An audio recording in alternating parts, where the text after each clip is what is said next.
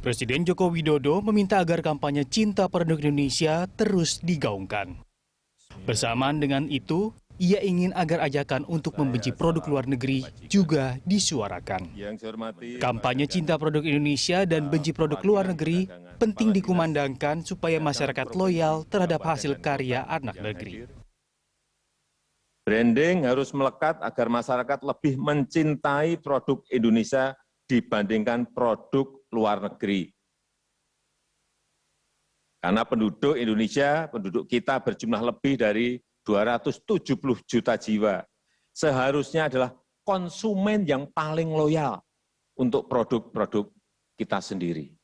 270 juta adalah jumlah yang besar, pasar yang besar.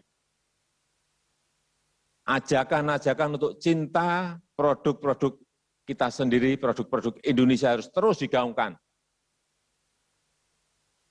Produk-produk dalam negeri, gaungkan. Gaungkan juga benci produk-produk dari luar negeri.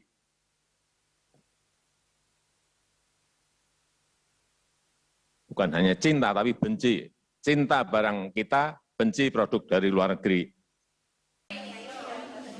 Selain kampanye tersebut, Presiden juga mengatakan ada sejumlah langkah yang bisa ditempuh untuk mengembangkan pasar produk nasional.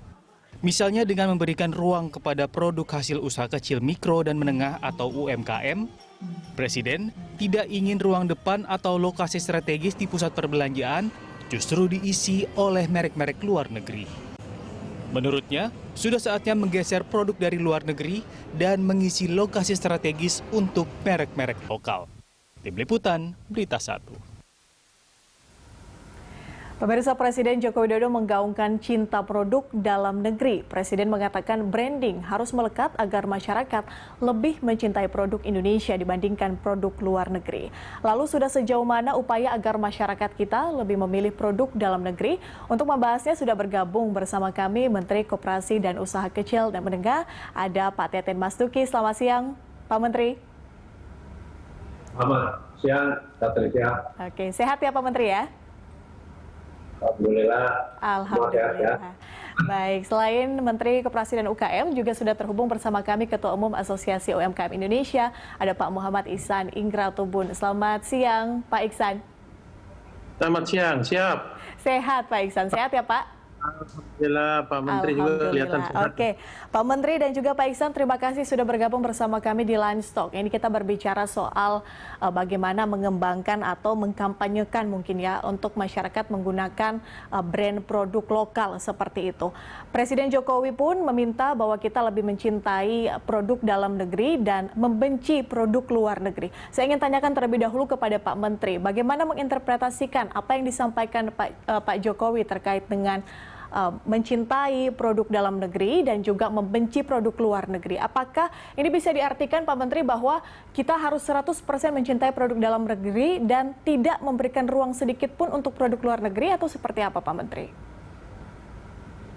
Ya, pilihan diksi yang keras dari Pak Presiden sebenarnya hanya untuk wake up call lah kepada kita semua, untuk menggugah kita semua untuk membeli produk dalam negeri. Dan pemerintah saat ini juga sedang membangun gerakan nasional Bangga Buatan Indonesia, yang sebenarnya memang kita ingin dorong juga masyarakat Indonesia itu juga untuk membeli produk UMKM, produk lokal. Kita tahu ekonomi Indonesia sangat dipengaruhi oleh faktor domestik. Salah satunya adalah sebelum pandemi belanja konsumsi rumah tangga itu mencapai 57%, investasi 30%, sisanya belanja pemerintah.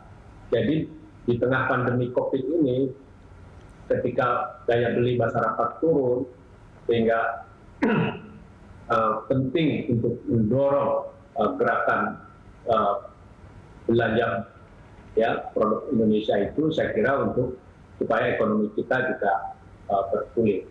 Seperti ini pernah dilakukan. Ya, Obama ketika Amerika krisis di 2008, Obama juga menghimbau supaya rakyatnya membeli produk Amerika. Kaisar Jepang ketika habis kalah perang juga melakukan yang sama, ya, menghimbau rakyatnya untuk membeli produk negaranya. Nah, kita harus mencontoh lah, ya, seperti orang Korea Selatan.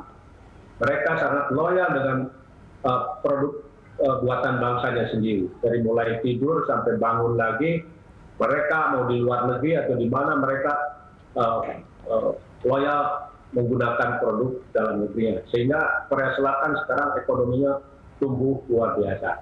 Nah, saya tidak menafsirkan Pak Presiden itu anti impor atau proteksionisme, karena tidak di pemerintah kebijakan impor, terutama seperti untuk kebutuhan barang-barang produksi, ya, bahan baku, itu saya kira tidak ada hambatan. Dan Pak Presiden juga tidak anti investasi asing. Di Undang-Undang Cipta Kerja saya kira investasi itu dibuka selebar-lebarnya.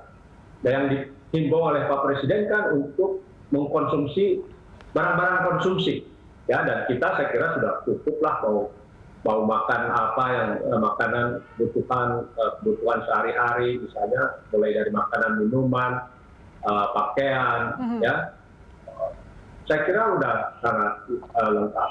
Nah, jadi itu karena itu juga himbauannya kan kepada masyarakat, juga kepada swasta seperti para pengelola mall, para pengelola platform digital, supaya juga lebih memprioritaskan menjual produk-produk dalam negeri, produk anak bangsa. Oke. Saya kira Baik, artinya pernyataan dari Presiden itu sebagai wake up call kepada kita semua ya untuk menggunakan produk dalam negeri. Pak Menteri, itu kan juga harus didukung dengan branding dari produk lokal. Sejauh ini branding produk lokal kita seperti apa, Pak Menteri? Ya, saya kira kita sudah punya beberapa brand besar, ya. Saya kira kalau yang di usaha besar, brand Indofood itu saya kira sudah cukup kuat. Garuda Food, Sosro, ya, ada banyak juga fashion yang saya kira cukup kuat. Sepatu bahkan, sepatu yang sekarang anak-anak muda tidak lagi mau membeli produk brand besar, produk massal. Mereka cari custom produk yang unik, ya, dan harganya terjangkau. Jadi saya kira ini sudah banyak lah, begitu ya, produk ini. Nah, memang saya kira betul bahwa sekarang bagaimana nih menaikkan branding produk-produk kita. Karena itu Pak Presiden kan menyinggung bagaimana di mal-mal yang kelas atas itu, kalau di kelas bawah atau menengah bawah, saya kira memang mal-malnya sudah didominasi oleh produk UMKM, produk dalam negeri. Tapi yang di mal-mal besar, di kelas atas itu memang 90% masih impor. Nah, ada perlakuan yang tidak fair, begitu ya, yang disampaikan Pak Presiden. Bagaimana misalnya di mal yang tempatnya yang strategis, yang premium, itu selalu dikasih kepada brand asing. Padahal misalnya contoh saja lah, untuk urusan kopi aja, kita udah, masyarakat Indonesia lebih suka minum kopi brand Indonesia yang lebih enak. Tapi selalu saja di tempat yang strategi di mall itu brand asing, ya. Nah, atau restoran-restoran yang lain juga saya kira banyak yang bagus. Nah, itu contoh bahwa penting juga untuk menaikkan branding produk nasional pun juga saya kira dikasih tempat di tempat-tempat yang membuat brand itu menjadi semakin kuat. Oke, baik, saya tanyakan ke Pak Iksan. Kalau Pak Iksan dari Asosiasi UMKM, apakah bisa dibilang bahwa branding dari produk lokal ini sudah mampu atau cukup kuat paling tidak untuk menarik atau mendukung kampanye dari pemerintah terkait dengan penggunaan produk dalam negeri?